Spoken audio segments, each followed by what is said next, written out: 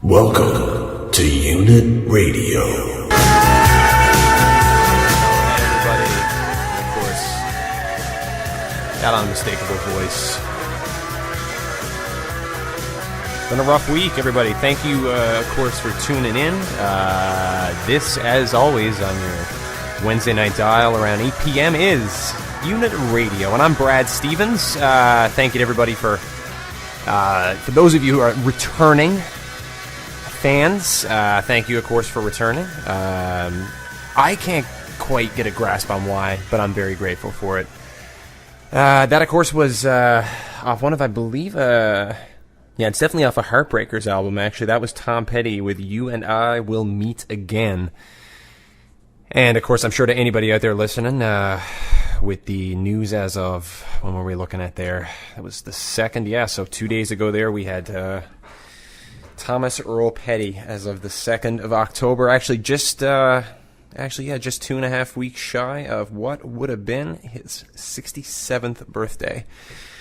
Sad story. Suffered cardiac arrest early in the morning. Of course, as most of you who are tuned into the story know, that, of course, meant that, unfortunately, that meant that the news actually looked like it got it a little early. So, if you were like me midway through your day, you would have probably had your coworkers have a loud exclaim,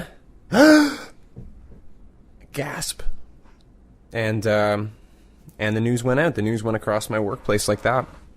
And you know, it's funny. My initial reaction wasn't shock, but was more surprise at everybody's shock. And I don't know why, because it's not as if I didn't think Tom Petty was popular. It's not as if I didn't think Tom Petty was beloved.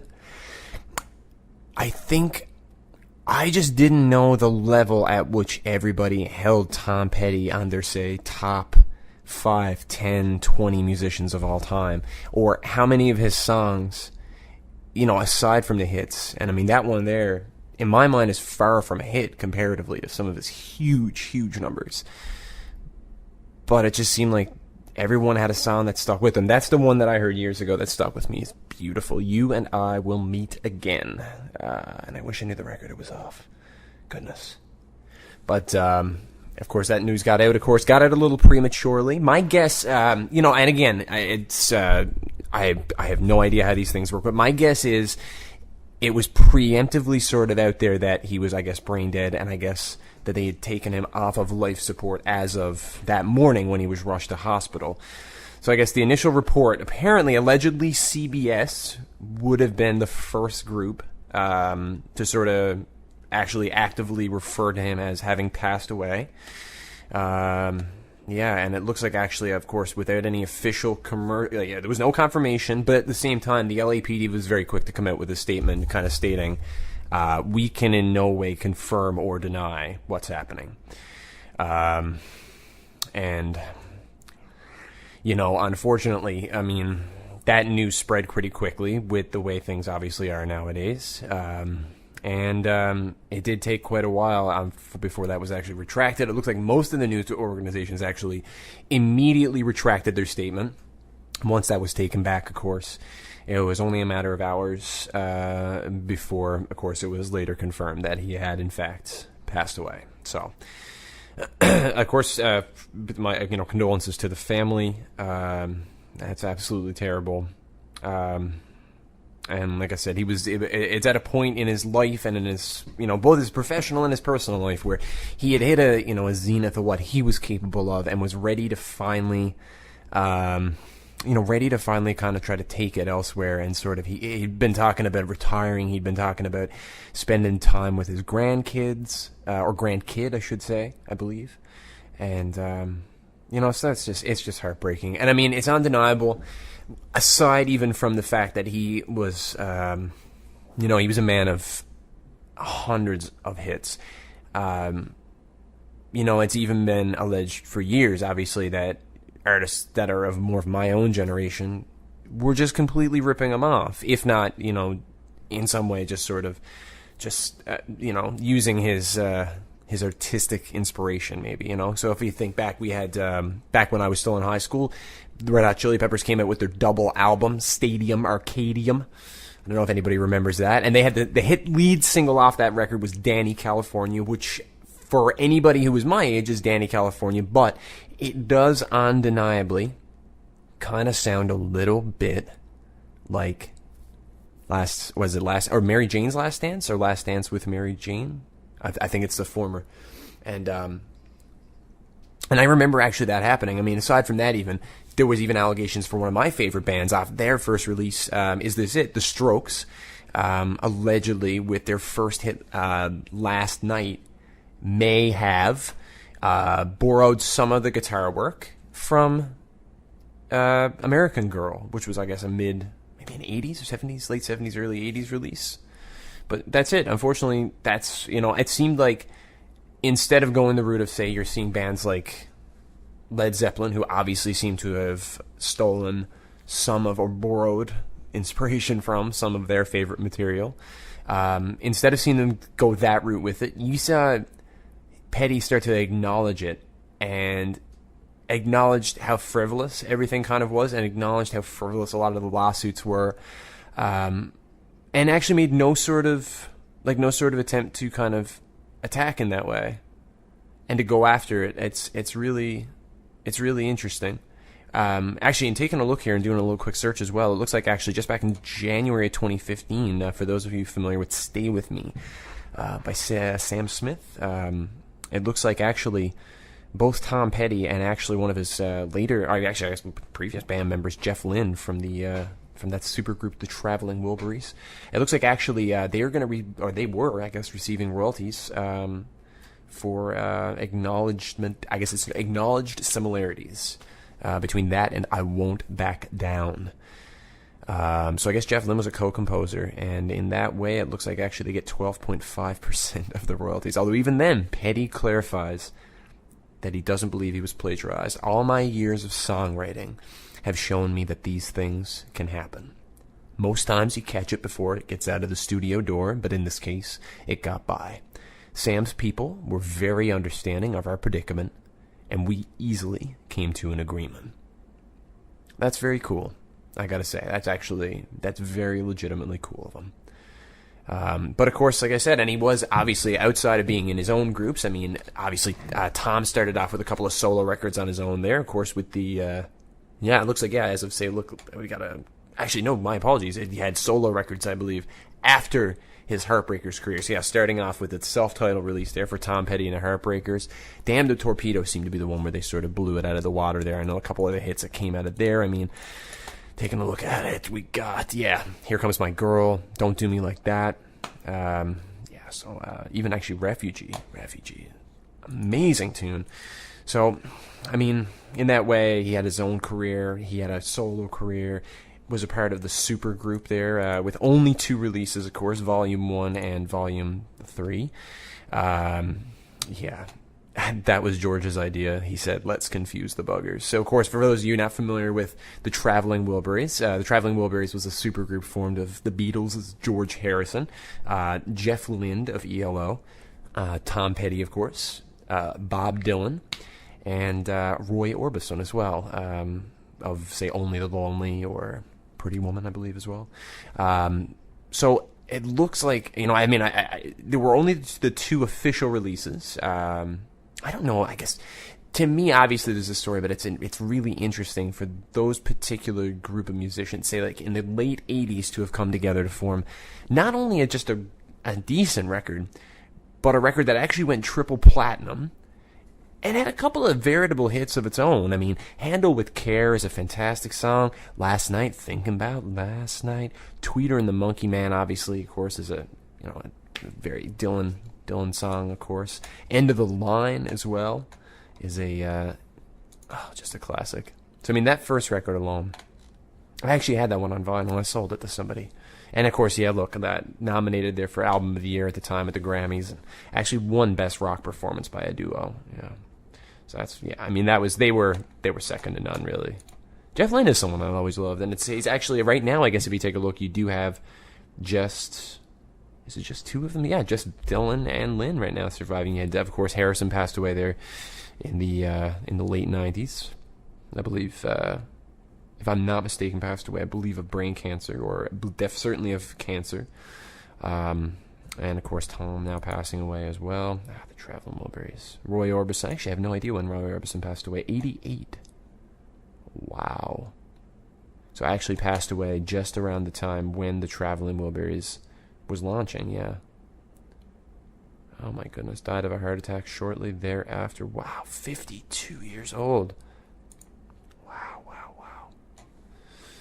Yeah, so I mean, even taking a look there, had chest pains. Wow, went to year. Oh, goodness. So actually had just finished his final album, Mystery Girl, and at that point, Volume 1 from the Traveling Wilburys was rising the charts. Wow, sad times.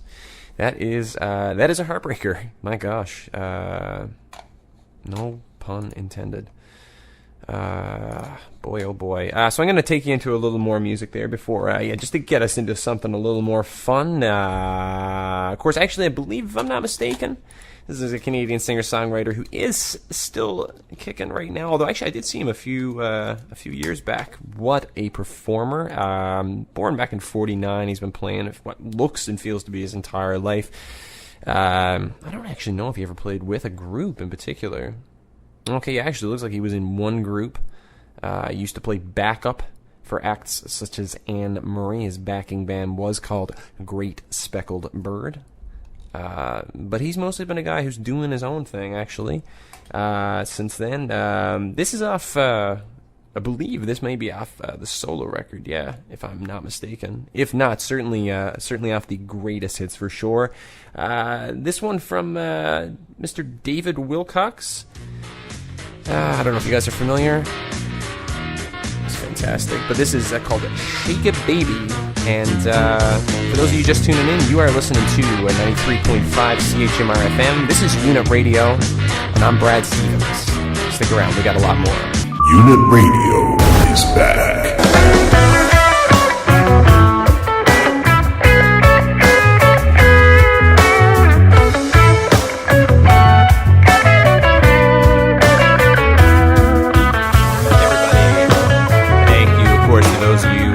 Stuck around for the first 23 odd minutes or so. Not that anybody's counting. This is Unit Radio. My name is Brad Stevens. For those of you just tuning in, thank you, of course, for coming across me on fine. I think I did say Wednesday night there earlier. I do mean Thursday. This is Thursday. That's right. And it is 8 to 10 here tonight for Unit Radio, everybody. Of course, if anybody was tuning in there, coming back there from the break, just before that, we did have, I believe, Grateful Dead most recently there from their first release, Working Man's Dead. That was High Time, of course, the second track off that record. Fantastic band. And just before that, of course, I did have David Wilcox again there with Shake It Baby for some of your Canadian flavor. The Grateful Dead, of course, is not Canadian flavor. It came from, I believe, if I'm not mistaken here, I'm going to go on a guess before I go to the Google thing there. San Francisco, the Haight-Ashbury region, I believe they spent most of their time. Of course, Jerry Garcia, they're one of their lead guitarists, I'll say, accompanied by, of course, Bob Weir as well. Two of those gentlemen heading up one of the biggest groups of, say, the last 100 years. Easily one of the highest earning touring acts, for sure. Let's see if we look for, I believe, now are we going to go with highest earning touring acts? I want to say it could be Bruce, though. Let me see. Oh, wow. Not only am I horrifically wrong, because it's Guns N' Roses, but oh, wait, that's 2017. Oh, thank God. Okay. Well, for those of you who are wondering, the highest grossing tour of 2017 is Guns N' Roses, followed up by U2. But yeah, no, even then looking back, actually, as well, yeah. U2's 360 tour there in the late 2000s, of course. The Bigger Bang tour from the Rolling Stones, actually, the year even before that. That was while I was in high school. Second biggest, and just before that, Roger Waters doing the Wall live just about 7 years ago or so. So actually, I'm way off. But they do big tours, a lot of big tours. I know actually recently they did do a Reformation concert there, actually, I believe, if I'm not mistaken, 2015 in Chicago. I want to say Wrigley Field. They had what was called Fare Thee Well. So for those of you familiar with Grateful Dead lore, Fare Thee Well is a beloved line from one of their early records. Fare thee well, from the riverside I will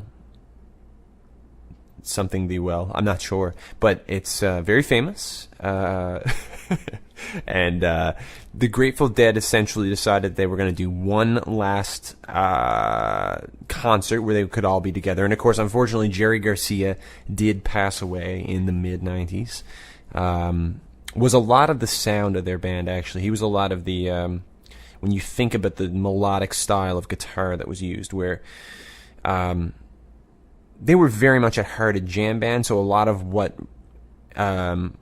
Jerry played was very much off the cuff. And for anybody, of course, even familiar with a lot of their live shows or live performances, their songs would tend to get extended into 4 and 5 and 6 and 7 minute long tirades, for lack of a better way to put it. It was, and I mean, don't get me wrong, I'm a huge Grateful Dead fan. I absolutely love the Grateful Dead. But unfortunately, they are one of those bands where, at the end of the day, I think maybe I like the records better, because I do have a Grateful Dead channel that I listen to, which is fantastic. It's a lot of fun. I actually discover so much new material. I get to hear covers from them. I get to hear songs that other bands that I grew up listening to covered, and I had no idea. So, for example, I grew up listening to Sublime out of the California area. Much like the Grateful Dead, I guess, in that way. And they did a song that I loved in the 90s called Scarlet Begonias. And as she wore scarlet begonias, had no idea for years that was a Grateful Dead song. And maybe it's not even a Grateful Dead song. Maybe the Grateful Dead just did it. You know, they seem to cover everything else. Scarlet Begonias. And you know, it's interesting, even when I type Scarlet Begonias, I get the Sublime cover first. But from their 1974 From the Mars Hotel release, I guess, which was some sort of odd takeoff, that is a Jerry Garcia song from Hunter and Garcia. Unbelievable. But yeah, they just had such a prolific career, and I mean, they made a career where people made a life around following them on tour. So for those of you who listened to a couple episodes ago, I had our good pal Stee in. Stee does spend a lot of time out on the great highway, both physically and metaphorically, of life. And he recently actually did meet a woman from down on the southern shore of Newfoundland. He said she was a real cool, real freaky lady who... He happened to notice that her, she seemed all right, but she's there with her grandkid, and he wasn't going to say anything, but then he took a look at the license plate. And she had one of those license plate holders, and the plate has that little, I don't know, for you guys who may not be familiar with the Grateful Dead, so they have a logo that is essentially, it's a skull with a lightning bolt right down the center. And it's unmistakable, but it's a way you can note a Deadhead. And he pointed it out to her, and he said, cool license plate holder. And she smiled, and she started rolling up her sleeves, and he said she was full of tattoos, and she said, I spent 21 years on the road following them. I had to come back and settle down, come have family.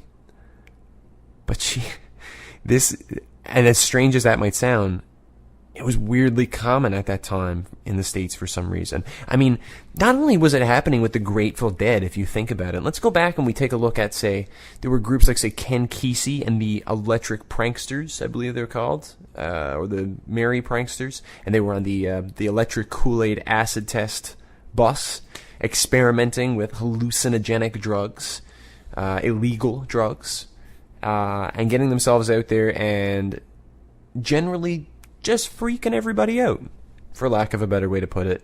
And I'm sure they meant well. You know, everybody means well. I mean well. You know, I was only going to do 1 hour of radio, and here I am, I'm doing 2. So you know what? Lucky you guys there's more radio than you can shake a stick at. And here I am, 2 hours a week, in your face, on your radio, talking about generally nothing. That's okay. It's fine. It's funny, when I sit down to try to write a show, when I sit down to try to find material, I end up picking a few news articles that I have open in a few tabs here in front of me. And generally speaking, I end up talking about almost none of it. So, for example, like the very first tab I've got open here was talking about, of course, you've got Blade Runner is coming out this weekend. Or I should say, actually, tomorrow, we're going to have the first showings of Blade Runner.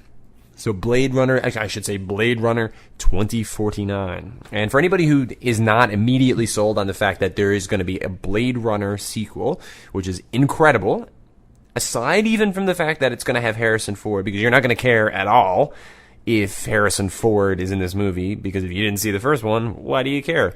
But Harrison Ford was in the first one, and he was Decker, and now he's going to come back, I guess, and he's going to be in a movie starring Ryan Gosling. So if you're not sold on all of that, Ryan Gosling heads up a new science fiction film, and it's a sequel to Blade Runner. Now, as far as I can tell and taking a look, it doesn't have any sort of Ridley Scott involvement. Not writing-wise, no credits, nothing. Which is a little disappointing. Again, it's still going to be an adaptation. It's still being pushed off as, it is just an extension of the material. So it isn't, of course, canon per se. But having said that, I've been avoiding almost everything to do with this film. I don't want to know anything. I don't want to know what's going on. I don't want to know the storyline. From what I've been told, even reading a synopsis, really, of what the film is about in itself is an intense spoiler. So I don't want anything to do with it. So I'm going to try to just generally stay away. But what I do know, is it's coming out tomorrow, and critics are calling it the greatest, if not one of, so we'll say one of, let's go with one of, so I'm not making outrageous statements and putting words in people's mouths, one of the greatest sequels of all time. Now that's quite a statement. Because right away, I start thinking back and I go, hot dog, there's been a lot of good sequels. And I'm not even just talking the obvious ones. You've got sequels like The Empire Strikes Back. Fantastic movie. Is it as classic as the first Star Wars? No. But is it a better movie? Yeah, absolutely. The Godfather 2. Now maybe I'm going to get some hate mail. Lucky for me, I don't have an email address. But there is a movie that's better than The Godfather, and it is The Godfather 2. I love The Godfather. It's classic. Everything about it is amazing. I watched that movie when I was 11 years old, something like that, and I haven't stopped talking or thinking about it since. It's incredible. Everything about it is just the bee's knees. Thanks, by the way, Rhonda. I really appreciate it. I was way too young to watch it, but thank you. It shaped me in a weird way, for better or for worse.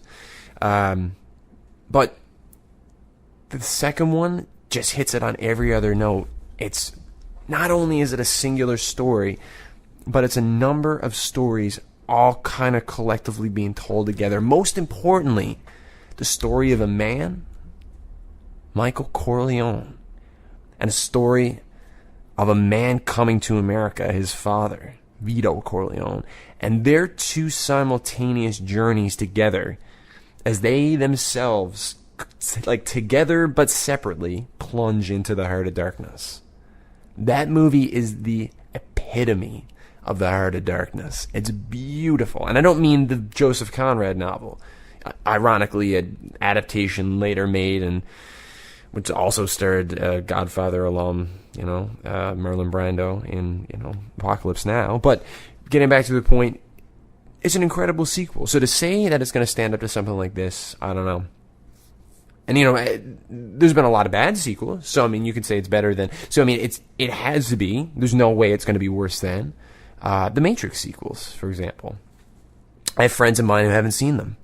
And I truly, honestly envy that. I envy living in that ignorance where the first Matrix was amazing, and it was good, and that's as good as it gets, and that's what it is. And you get to walk away and think, oh my God, I can't imagine truly thinking in my heart that that was the end of the story, and not thinking that there's anything more. Like, I remember when those movies, those sequels were filmed simultaneously. They got released within 6 months of one another. Huge cliffhanger at the end of the second one. Oh, you idiots. But I went to see both of them on near opening weekend. And the reason being because the first one, not only just an incredible movie, it was a game changer. There was nothing like it. Nothing even came close to a Godfather film. Okay? A Godfather. Nothing even came close to a Matrix film. I mean, these were films that, not only just kind of messed with your mind in terms of the way the story was told, in terms of, what in fact was unfolding, and in terms of how vague and unclear everything kind of seemed to be. Like, I watched The Matrix 5 times before I could confidently say I understand what's going on enough to relay this to somebody else as information. But to be able to think that there was going to be an extension of that and that that story was going to continue, I was speechless at the time. And I lined up, and I got my ticket. I'm pretty sure I went to the Carboneer Cinema, if I'm not mistaken. And to be honest, the second one, while it was an okay action movie, it was nothing. Nothing happened. We didn't learn anything new. We met a couple of new characters, but nothing really happened. It was pure setup. Which I know is what part 2 of a trilogy is, but part 3 didn't make up for it. So the whole thing was one big biblical allegory, which is fine, and we knew that. But it was just so, I don't know, it really was intense. It was heavy to listen to at the time, and it was heavy to try to read a lot of the material that was coming out, because like any sort of really sort of cult classic film or television show, there was so much being written about it, and there was so much analysis on every aspect of it. So when there was that breather of about 6 to 7 months between, say, like April or May, when that second one came out, and then, say, November, I believe, when the final film came out, there was so much time for people to literally just argue and meticulously analyze every aspect of that film in a way that I've only ever really seen done with something like, I was a huge Lost fan, and I watched people just disseminate everything that was Lost and completely just rip it to shreds, to the point where when the answers finally came, nobody could have ever possibly have ever been satisfied, myself included, by those answers, because we had built up this mystery that was far greater amongst thousands or millions of users online contributing to a conversation than 6 writers or a dozen or so writers in a room could come up with. I mean, they couldn't have possibly have crafted the story in a way that really would have seemed to make people happy, which is kind of sad, really. And maybe, I don't know, maybe I'm being too harsh on the Matrix films. I have no idea. Like, it has been years, admittedly, since I've watched the second and third. The first I've gone back and watched a number of times, and that movie holds up in so many ways. It's almost unbelievable that it took until John Wick for Keanu Reeves to become a legitimate, true action star. And for anybody who hasn't seen John Wick was amazing. It was such a good film. And I can't even say like I'm a huge Keanu Reeves fan. I guess, I don't know. Like I like Keanu Reeves. He's good, but I mean, what I don't know if I can name anything that came out between those two movies. The Lake House. He was in The Lake House. I'm ashamed that I know that. It's on the record now. Huh. Can't take that back. Huh. Lake House. But The Lake House, for those of you who didn't see it, wasn't, it was horrible, but it was bad. It wasn't the worst movie ever made. It was about 2 people who were in love, and they both owned a lighthouse, but they owned it at different points in time, if I'm remembering it correctly. Okay, so let's see if I got this down pat. So, they both owned a lighthouse, or a lake house. Yeah, the lake house, right. And they both owned a lake house, and it was by a lake, obviously. And there was there was regular mail service also for some reason, and it had one of those mailboxes at the very, very end of the driveway or the road or the thing by the house. So this couple or two people from different temporal points, one living in present day and another living in the past, or it could have been future, or whatever it was, would send letters to one another by putting them in the mailbox, and then the person in the other temporal region would get it, and it would be this huge thing. And I don't remember. It was a romance. That's all I remember. And I do remember Keanu Reeves was in it. Keanu Reeves was amazing, obviously. You know, that's kind of unfortunately one of the few things that really stands out. And I mean, other than that, I kind of remember him from like Bill and Ted, which is not a terrible movie or a terrible series, I guess I should say. But honestly, I had to be real, and like as someone who like I will legitimately give almost everything a chance, but those movies really did not age well. Like they aged so poorly. It's ridiculous. And you know, a lot of early 90s or even late 80s comedies sometimes don't really hold up as well, you know, which is too bad. Thankfully, there's things, you know, for me, I've often had the argument, I feel that a lot of Adam Sandler films have held up over the years. So for me, I look back super nostalgically at stuff like Billy Madison. Of course, Happy Gilmore was another one. Amazing. I always think of Billy Madison first. I think of that one as being my favorite, and it probably at heart it is. And I know there was another one before that, I think called Overboard, which I don't even know if I've seen, but it's something to do with a cruise ship and Adam Sandler. But I don't know why, because Happy Gilmore seems to be the one that has a better production value. It was a better movie. It had a better release. It certainly seems to be better reviewed, and definitely at the time was a bigger moneymaker. I don't even know really if Billy Madison was a critical success or even like a financial success for the studio, but obviously it was successful enough that he was able to do Happy Gilmore and moved on then to even become kind of family friendly in a sort of off-color way with, you know, Big Daddy. And I always loved him in The Wedding Singer. It was an incredible movie. That's like the TBS Superstation special.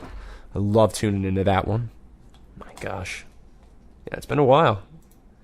So yeah, I'm kind of going on and on here. I do feel like maybe it's time to, you know, while we're on this theme of, I'm talking about, for some reason, really just things from my childhood or things that are a little bit older. Most of the music we played here, we've gone through, of course, some Tom Petty, some Dave Wilcox, some Grateful Dead as well. So we might as well keep the theme going here. And of course, I guess maybe what I'll do is I'm gonna bring it in with someone that I really love. This is a record that I always liked, and boy, oh boy, I actually have an old copy of this on vinyl I got from a family member, and boy, oh boy, am I real grateful about this one. I don't know where it fell in his releases. I know it was a solo release, but off the album named after the tune, the album Everybody Knows This Is Nowhere. This is Everybody Knows This Is Nowhere by Neil Young, and of course, for those of you out there, you are listening to UNITRADIO. And I'm Brad Stevens. Unit Radio is back.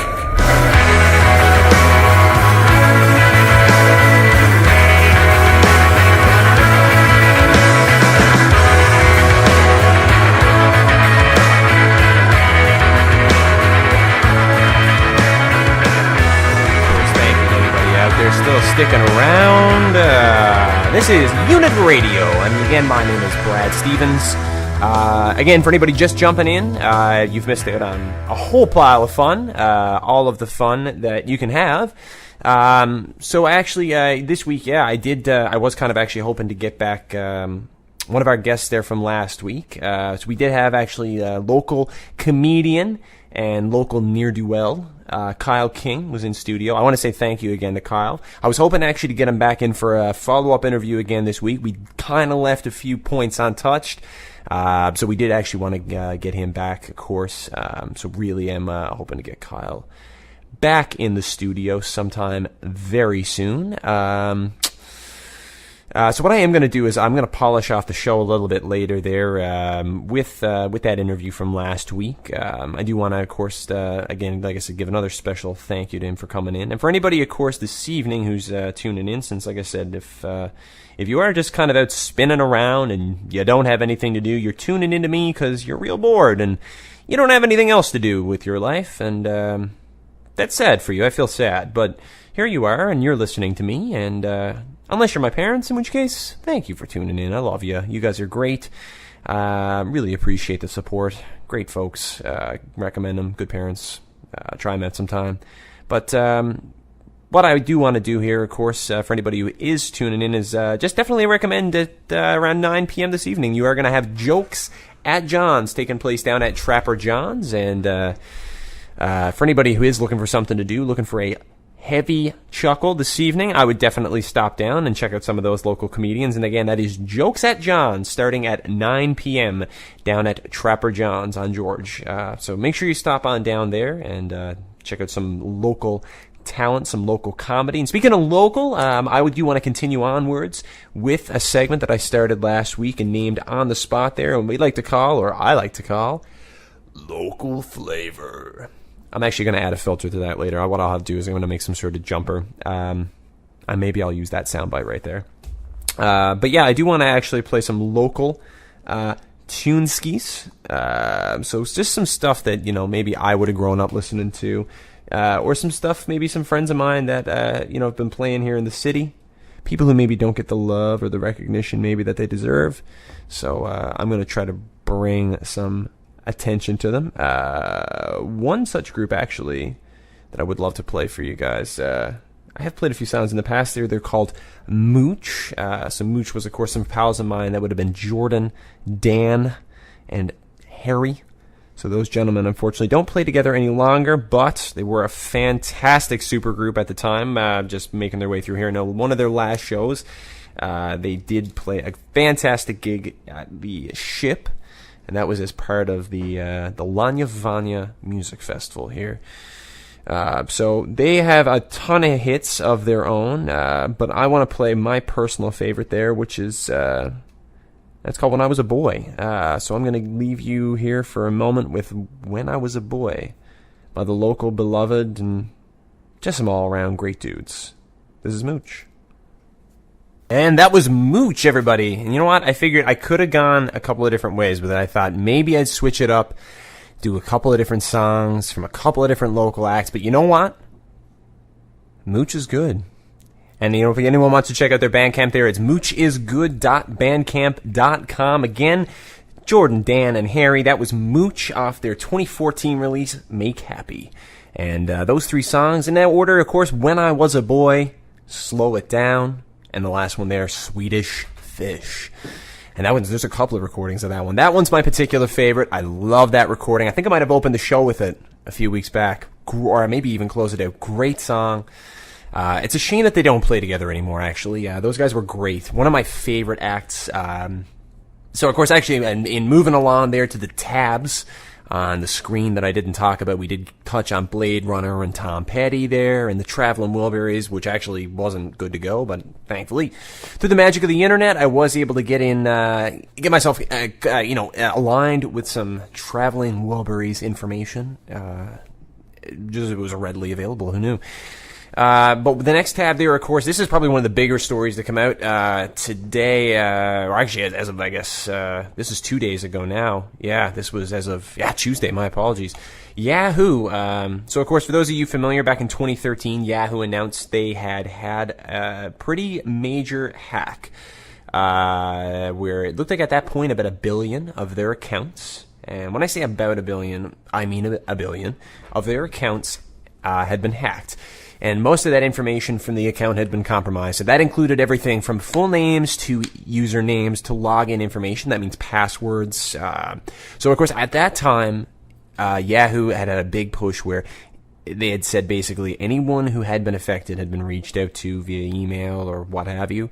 All of them had been prompted to change their password. And then for anybody then who hadn't logged in since that point, it was then prompted for them to also change their password if they hadn't done so.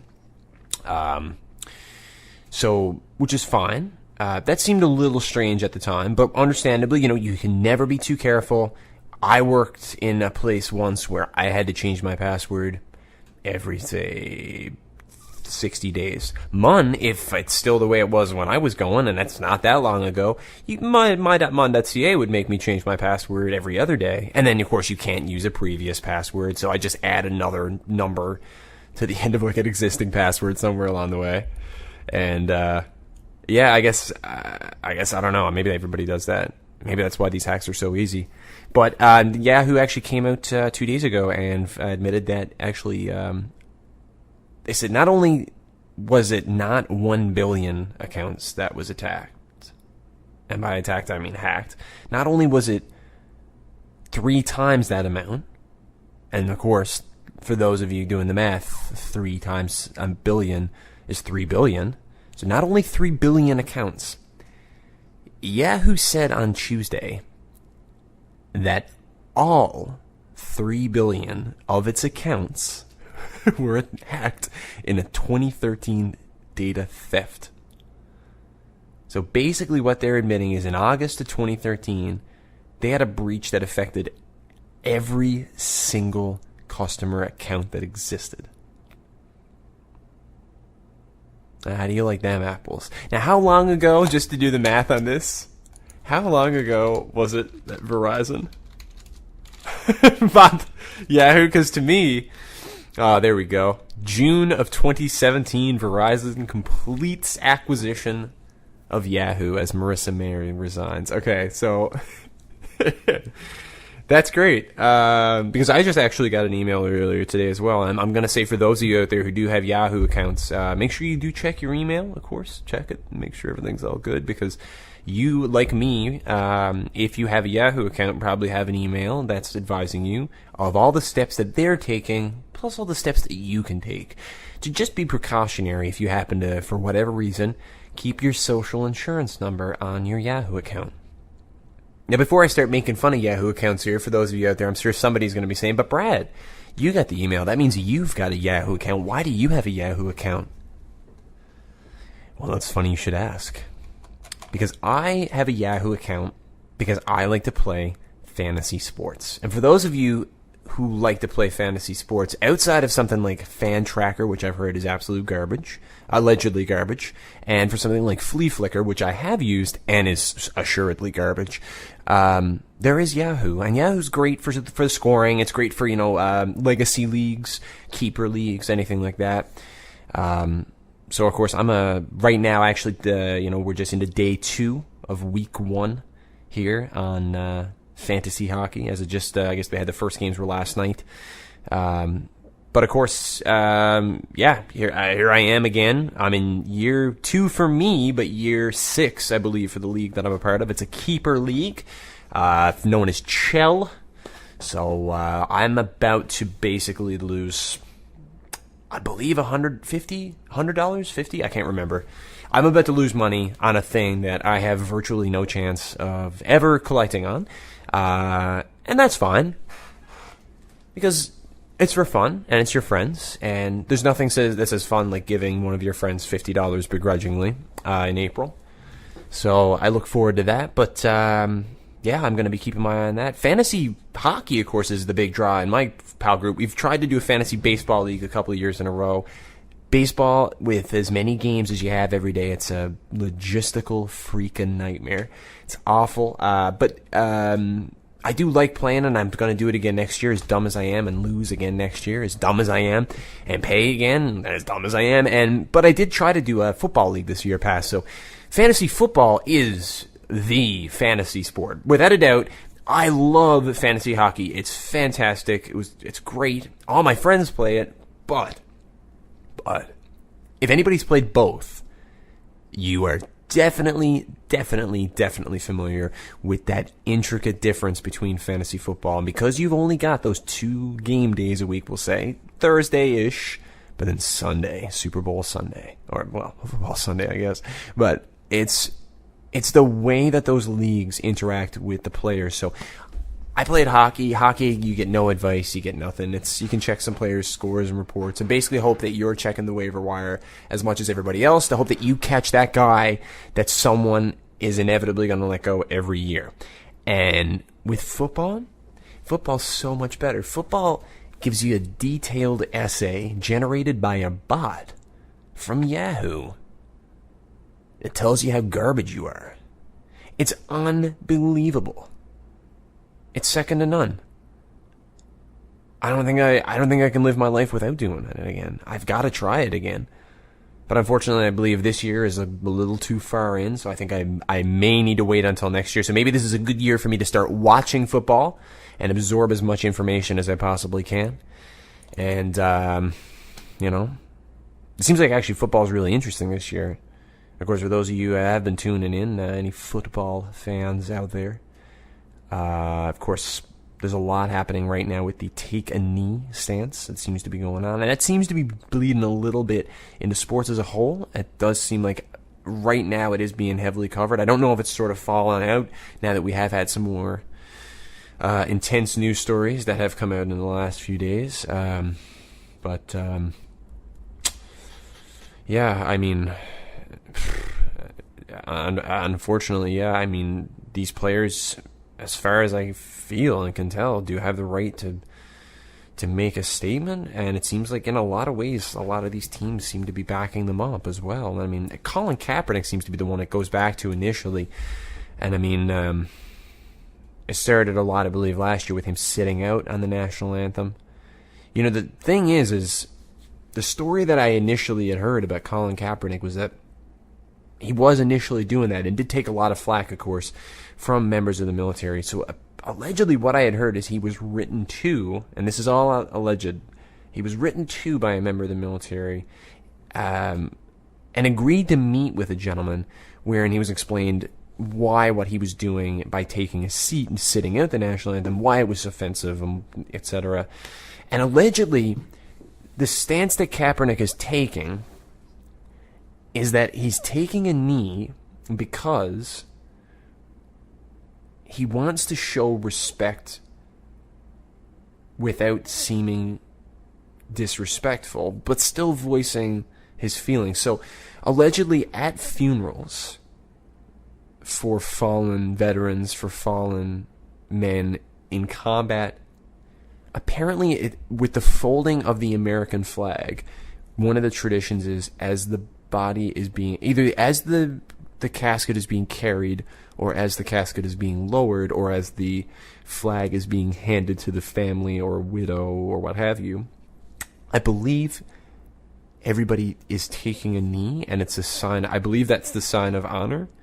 So I think, if I'm not mistaken, from what I've read, allegedly it is something that he is trying to do to show he is trying to voice his distaste for how he feels his nation is treating people of other ethnicities, but he's trying to do it in the most respectful way, allegedly, that he could possibly do it. I have no validation of that story, but I did read that, and I don't know if that's true. But if it isn't, I want somebody to please reach out to me and let me know here. Again, like I'm willing to go to bat here if the vice versa for the other way. If I'm wrong on this, and I am very likely wrong, because I'm wrong about a lot of things, unless it's on a computer screen in front of me, which this isn't. So I don't know. But if you have any thoughts, and of course that goes in general for the show here as well on Unit Radio. If you do have any thoughts, for those of you that are listening, feel free, of course, to reach out here. We are going to have an Instagram that's going to be up pretty soon, which I don't have, but I should. And you know what? I guess I probably should make one on here right here, actually. So we're going to be Instagram.com/ let's see if we can get a username. What can we get here? We're going to sign up. What's it going to do? Is it going to make me put enough some information about me? So what if I said Unit Radio? Maybe it'll make me... It might make me do a thing. Who knows? Alright, so yeah. Oh, great. That's perfect. I've just got it validated. So for anyone out there now, yeah, it's at UNITRADIO on Instagram. So anybody check it out. Of course, I'll keep you more in the loop on what's going to be happening in the weeks coming up. And feel free to reach out to me there if you've got either comments about the show, things you'd like to see, things you'd like to hear, if you got any requests. If you just think I'm a dummy, because most people that I know at some point do. So I'm going to assume that anyone out there in Radioland who's happened to stumble across me on the dial or has intentionally stumbled into the dial, in which case my apologies either way. If you have any thoughts, I'd like to hear from you. So Unit Radio on Instagram. That's all one word. For me, I want everybody to stick around. I'm going to take you out to the commercial break here now with a couple of tunes, but I would like for everybody to stick around there for a replay there of our interview with comedian and local miscreant Kyle King there coming up. I had him in last week. I'm hoping to have him in again next week. But for those of you who didn't hear it, please stick around. For those of you who are tuning out now and heard that last week, again, I am Brad Stevens. This has been another edition of Unit Radio. And to take you out, I am going to actually give you one little smidge of last bit of local flavor. From way back in 2010, this was what I would call a true supergroup. So if we're going to talk about Traveling Wilburys, this is the Traveling Wilburys of St. John's, as far as I'm concerned. And I'm sure they'd be honored to hear that. But this is a band called the Pre-Raphaelites, and from their only and their debut release, this was one of my favorite tracks. It's called The Embassy.